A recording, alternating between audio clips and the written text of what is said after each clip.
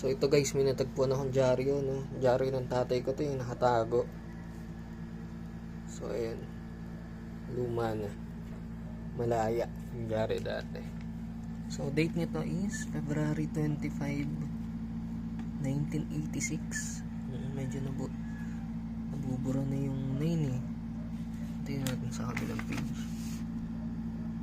Oo nga, February 25, 1986. Ayan.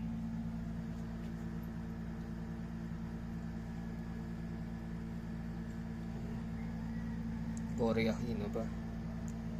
So ito yung dyaryo. Kalumaan na talaga. So dun sa mga nakakaalam, alam nyo na yan. So, February 25 na.